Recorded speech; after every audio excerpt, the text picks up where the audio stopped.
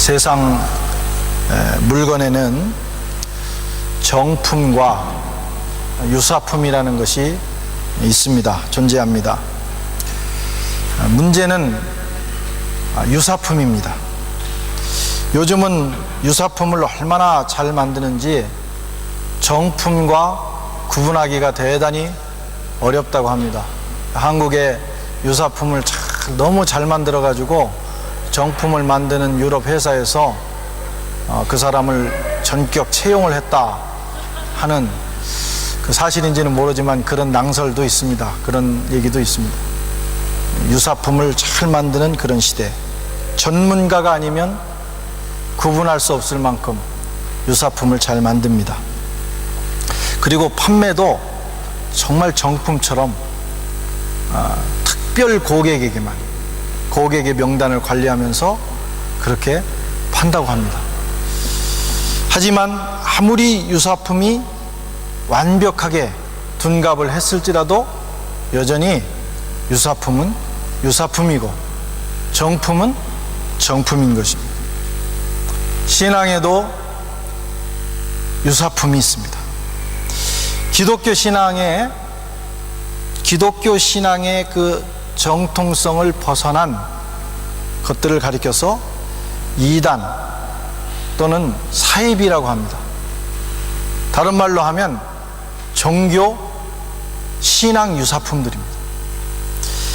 이단이라고 하는 것은 그 형식과 내용이 확실하게 정통을 벗어난 것, 그리스도를 부인하고 또 다른 구원을 얘기하는 그런 것들을 가리켜서 이단이라고 합니다. 누가 봐도 이것은 기독교가 아니구나, 이것은 대단히 잘못된 신앙이구나 판단할 수 있을 만큼 정통성을 벗어난 것, 이걸 이단이라고 합니다.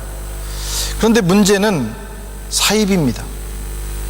사이비는 정통과 구분하기가 어렵습니다. 거의 비슷합니다. 예배 형식이 별 차이가 없고 가르치는 교리나 신앙생활도 거의 똑같습니다. 특별히 성경 공부나 이런 교리 공부도 초기 단계에서는 거의 똑같고, 그리고 우리 정통 신앙보다도 더 복음적으로 가르치기도 합니다. 그런데 깊이 살펴보면 심각한 문제를 가지고 있어요. 더 깊이 들어가면 마지막 결정적인 순간에는 기독교 신앙을 벗어나는 것입니다. 들어가 보면 정통이 아닙니다. 근데 이미 그때는 때가 늦어요. 벌써 많이 개입이 돼 있기 때문에 그것을 벗어나기가 어려운 상태입니다. 조심해야 됩니다. 성경을 해석하는 것이나 강조점들이 건강하지 않습니다.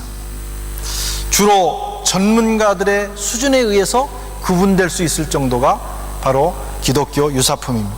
그래서 사람들은 생각하기를 비슷한데, 우리 신앙이나 그거나 비슷한데 그렇게 따지냐 하면서 쉽게 생각합니다. 그래서 쉽게 속아 넘어가는 것입니다. 결국은 몸과 마음이 병들고 신앙이 병들고 삶이 균형을 잃어버리고 가정이 파기되고 건강한 신앙생활을 하지 못하게 되는 것입니다. 요즘은 얼마나 이단보다도 더 무서운 이 사이비적 신앙이 존재하는지 모릅니다. 오늘 본문은 모세가 십계명을 받기 위해서, 하나님께로부터 받기 위해서 시내산에 올라가서 40일 동안 이제 있다가 내려오는 동안에 생긴, 그 시내산 밑에서 생긴 그런 사건입니다. 이스라엘 백성들이 바라보고 의지하던 모세가 40일 동안 보이지 않자 그들은 불안해지기 시작했습니다. 그래서 결국은 참다 못해서 모세의 형 아론을 협박합니다. 모세가 보이지 않으니 우리를 앞으로 인도할 신을 만들어 달라. 이 아론이 자신의 직분을 망각하고 그 신앙을 지켜야 되는데, 리더로서 그들의 신앙을 유지시켜야 되는데 그걸 망각하고는 그만 협박에 못 이겨서 금송아지 우상을 만들어냅니다. 그리고는 말하기를 이것이 너희를 이집트에서 인도해낸 너희들의 신이다. 그날을 가리켜서 여호와의 절일이다, 여호와의 절기다 선포를 하고, 이스라엘 백성들은 그 앞에서 앉아서 먹고 마시고 일어나서 오늘 본문에 보면 뛰놀았다, 춤추고 기뻐했다, 그런 말씀. 그런 일이 땅에서 벌어진 것입니다. 출애굽기 32장 4절에서 6절 말씀을 한번 이 장면을 생각하면서 읽어보도록 하겠습니다. 같이 한번 읽겠습니다. 아론이 그들의 손에서 그 고리를 받아 부어서 각도로 새겨 송아지 형상을 만드니 그들이 말하되 이스라엘아, 이는 너희를 애굽 땅에서 인도하여 낸 너희 신이로다 하는지라. 아론이 보고 그 앞에 단을 쌓고 이에 공포하여 가로되 내일은 여호와의 절이리라 하니, 이튿날에 그들이 일찍 일어나 번제를 드리며 화목제를 드리고 앉아서 먹고 마시며 일어나서 뛰놀더라.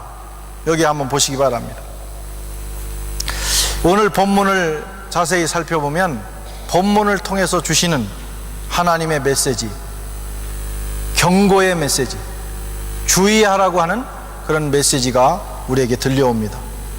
첫째로, 껍데기가 아무리 완벽해도 그 안에 내용이 잘못되어 있으면 안 된다는 거예요.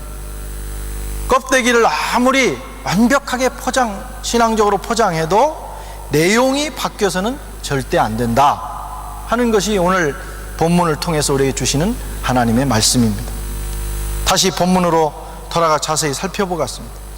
그 앞에 단을 쌓고, 오늘날로 말하면 예배당을 짓고 예배 드릴 수 있는 모든 조건을 갖춘 것입니다. 이에 공포하여 가로되 내일은 여호와의 절이니라. 주의를 선포한 것, 주의를 지키는 겁니다. 이튿날에 그들이 일찍 일어나 새벽 기도하는 거예요. 새벽부터 예배 드리기 위해서 그들은 준비하는 겁니다. 번제를 드리며 화목제를 드리고 주일 예배 드리고 수요 예배 드리고 다 예배 드리고 있어요. 앉아서 먹고 마시고 예배 끝나고 나서 교제하고, 그리고 일어나서 뛰놀더라. 찬양 집회까지 했어요. 오늘날 우리가 하는 모든 예배를 지금 이 시내산 밑에서 송아지를 만들어 놓고 이스라엘 백성들이 예배를 드리고 있는 겁니다. 이스라엘 백성들이 그날 행한 종교 행위와 의식은 아무 문제가 없었어요. 그들이 여호와의 절일을 정하고 예배 형식을 갖추고 또 예배에 필요한 모든 요소를 그들은 다 갖춰서 예배를 드렸습니다. 흠잡을 데 없는 그런 예배를 드린 것입니다. 완벽했습니다. 감동적이었습니다. 얼마나 감동적이었는지 그들은 흥분해서 뛰어놀았다. 행복했고 즐거웠고 그들은 기뻤습니다. 행복하지 않고 즐겁지 않은데 억지로 어떻게 뛰겠어요? 너무 행복하게 그들은 예배를 드린 겁니다. 그런데 문제는 다 좋은데 내용이 바뀌어버렸어요.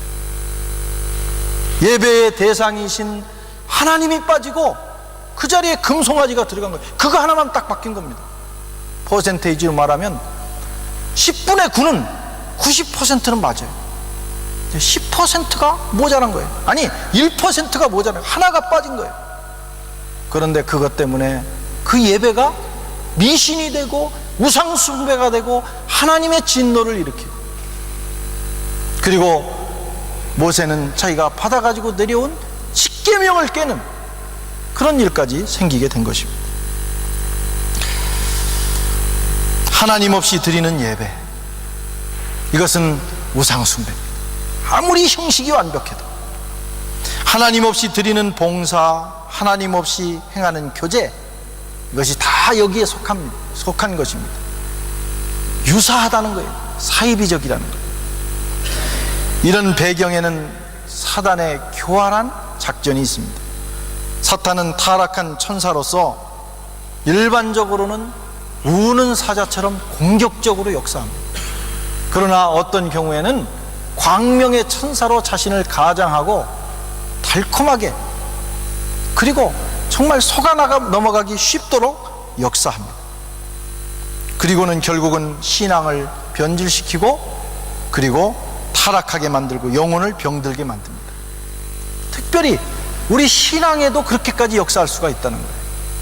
그걸 학자들은 가르쳐서 종교의 영으로 역사한다. 모든 신앙적인 요소를 다 갖춰 완벽한 기독교처럼 보이게 하지만 딱 하나만 빼게 하는 거예요. 하나님만 빼라. 그리고 우상을 숭배하게 하고 자기를 숭배하게 하고 자기 자신 스스로를 숭배하도록 만드는 거예요. 이게 사탄의 아주 교활한 작전입니다. 그러므로 저와 여러분은 우리의 예배 안에 하나님이 계신지,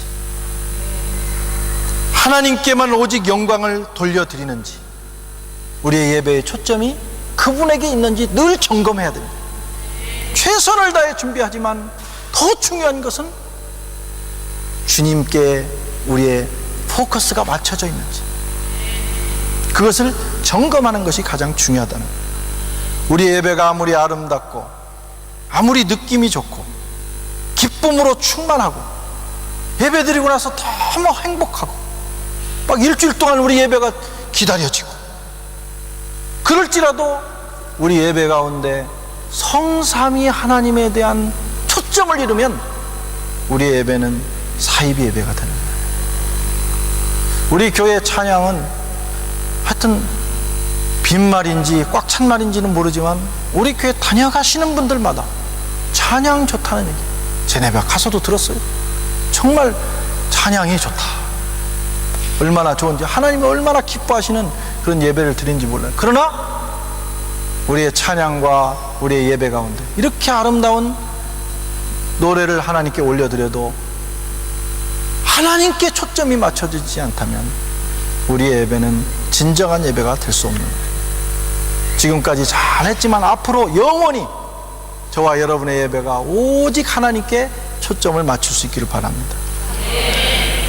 우리가 아무리 경건하게 살려고 하고 열심히 봉사하고 섬기고 노력해도 그것이 자기 중심적이 되거나 아니면은 그 자리에 자기 자신을 놓거나 주님의 힘으로 하지 않고 자기의 힘으로 하고 자기에게 영광을 돌리거나 한다면 우리의 봉사와 예배와 그 헌신은 헛된 것입니다.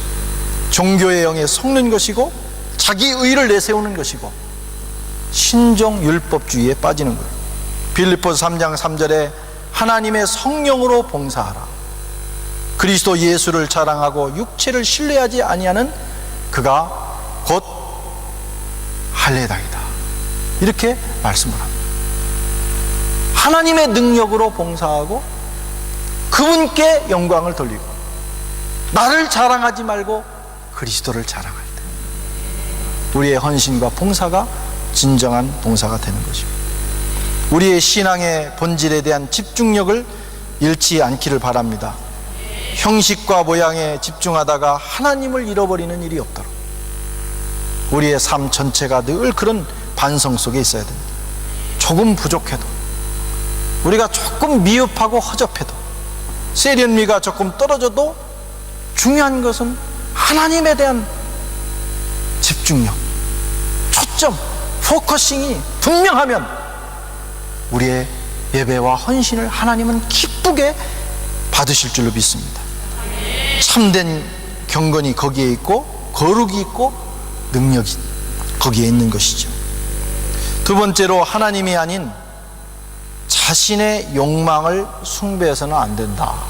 이것이 오늘 우리에게 주시는 메시지예요. 하나님이 아닌 혹시 자신의 욕망을 숭배하면서 우리는 신앙생활을 하지 않는지 돌아봐야 됩니다. 이스라엘 백성들이 만든 금송아지는 깊이 따져 들어가면 그들의 욕망의 산물입니다. 인간적인 욕망의 산물이에요. 그들은 불안한 미래, 그들은 매일 만나는 문제들을 해결해 줄 현실적인 신, 당장 당면한 문제, 또 내 인생을 만족시켜 줄, 불안을 해결해 줄 그런 신을 찾고 있었던 것입니다.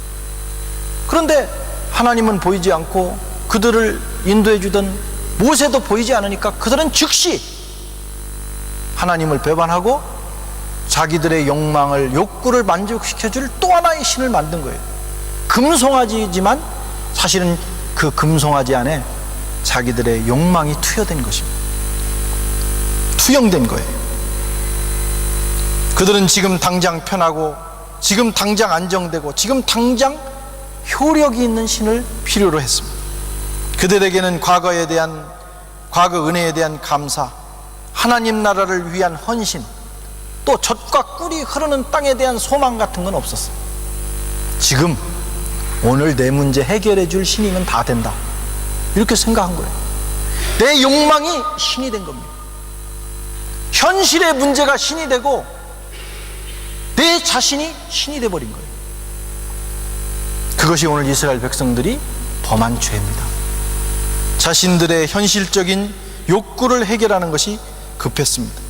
그래서 원망하고 불평하고, 그거 해결 안 되면 무조건 원망하고 불평하는 거, 그리고 우상을 만들어 버렸어요.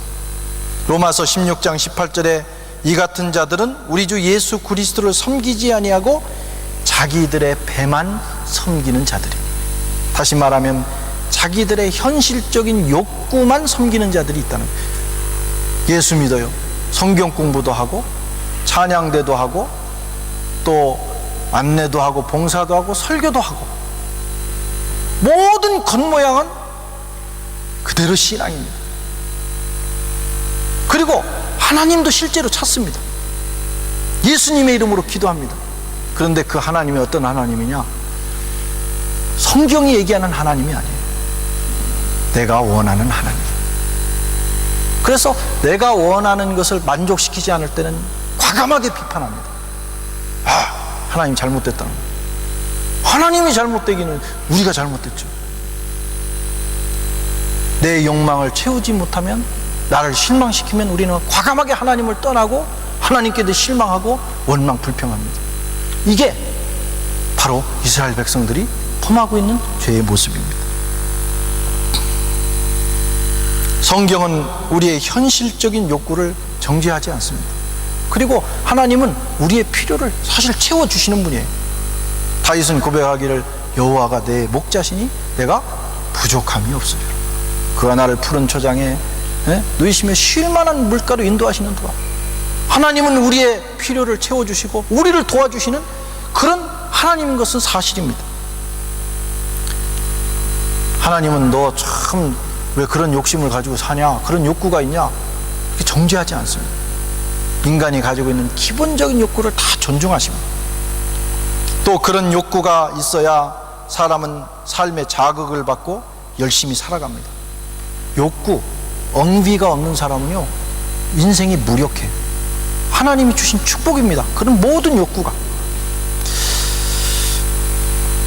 그런데 문제는 욕구만 있고 하나님이 없다는 거예요. 그것이 하나님을 대신한다는 거예요. 이것이 현대인의 모습이고 혹시 저와 여러분의 모습이 아닌지. 오늘 많은 사람들이 지극히 자기중심적인 삶을 살아갑니다. 현대인의 특징 중에 하나는 자기중심이라는 거예요. 개인주의라는 거예요. 그래서 기독교 신앙, 교회 생활, 또 하나님과의 관계에서도 내 개인주의적인 욕구를 만족시키지 못하거나 그것을 불편하게 만들면 우리는 신앙을 비판하고 저버립니다. 오늘날 많은 사람들이 그렇게 살아가요. 그래서 신앙이 변질되고 병드는 것입니다. 이웃도, 가족도, 교회도, 신앙도, 하나님도 오직 나를 위해서 존재해야 돼. 이것이 오늘 이스라엘 백성들의 모습이고 혹시 우리들의 모습이 아닌지 하는 것입니다. 신앙생활이라는 것은 사실은 자기를 내려놓고 내 중심을 버리고 이웃의 중심을 두고 하나님께 중심을 두는 거거든요. 그런데 오늘날 기독교인들은 모든 중심을 더 내게 둡니다. 나를 위한 기도, 나를 위한 신앙, 봉사도 나를 위한 봉사, 자기 만족을 위해서 하는 거예요. 그것이 안 되면 하지 않는다는 거죠. 특별히 지성인일수록, 문명화될수록 이런 부분이 강합니다.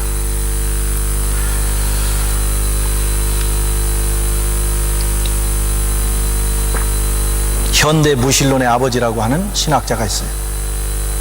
포이에르 바흐라고 하는 신학자인데, 이 사람은 이렇게 말했습니다. 신은 인간 자신의 투영에 불과한 것이다. 신이 뭐냐? 기독교. 원래 이분이 아주 독실한 기독교 신자였어요. 근데 무신론자가 되고, 교회 생활을 하면서 뭘 발견했냐면, 예수 믿는 사람들이 보니까 하나님이 존재하는 게 아니고, 예수 믿는 사람들이 얘기하고 따라가는 신을 가만히 보니까 자기 자신의 모습, 인간적인 욕구, 욕망, 그 모든 것을 공중에 투영해 놓고 그것을 신이라고 섬기는 것 같다, 이런 생각을 하게 된 거예요. 또 실제로 많은 그리스도인들이 그렇게 살았습니다. 그래서 그는 결론을 내리기를, 신은 본래 존재하지 않으며 우리가 믿고 있는 하나님은 인간이 자신들의 필요를 위해서 만들어 놓은 존재에 불과하다. 그래서 거짓된 존재하지 않는 신으로부터 사람들을 해방해야 된다. 엄청난 사명을 부여받은 거예요. 그래가지고 무신론의 아버지가 되어버렸어요. 물론 그렇다고 해서 하나님이 존재하지 않는 건 아닙니다. 그래서 이 사람에 의하면 모든 만물의 중심이 인간이라고 합니다. 존재하지 않는 신으로부터 인간은 해방되어야 된다, 이렇게 주장한 것입니다. 이걸 무신론이라고 해요. 여러분, 무신론이 뭔지 아세요? 신이 없다는 겁니다. 동전 다른 면은 뭐냐면 인간이 중심이라는 거예요. 인간이 중심이 된 것, 이것이 무신론이에요. 하나님 없이 인간이 중심이 되면 무신론이에요. 하나님 없이 자기중심적인 삶을 살면 그 사람은 아무리 하나님을 믿는다고 얘기를 해도 사실은 무신론자입니다. 하나님이 존재한다고 믿는다면 나를 내려놓고 하나님께 나를 맞춰야 됩니다. 그분 중심으로 가야 돼. 정말 하나님을 믿는다면. 그런데 그렇지 못한 면이 많다는 겁니다. 우리가 아무리 기도하고 말씀을 묵상하고 봉사하고 헌신을 다할지라도 그것이 하나님과 그 나라를 위해서 하는 것 아니고, 나 행복하자고, 나 시험 붙자고, 나 잘 되자고, 불안한 거 해소하자고 하는 것이면 잘못됐다는 거예요. 비슷하지만 사입이라는 거예요, 우리의 신앙이. 우리가 하나님을 믿는다고 하지만 실제는 이런 무신론에 빠져 사는 경우가 많습니다. 억지로 용어를 만들어 보자면 유신론적 무신론. 저와 여러분 다 하나님을 인정합니다. 유신론자예요. 그런데 따져보면 실제는 무신론으로 사는 거예요. 하나님이 없습니다. 인정하지 않습니다. 그리고 내 욕구, 내가 원하는 것만 인정하고 그것을 만족시켜줄 하나님만 찾는다 이거죠. 비슷하지만 유사품이라, 이런 말씀입니다. 혹시 저와 여러분의 신앙이 유신론적 무신론, 혹시 유사품을 가지고 있지는 않은지, 유사품에 주의하시는 저와 여러분 되시기 바랍니다.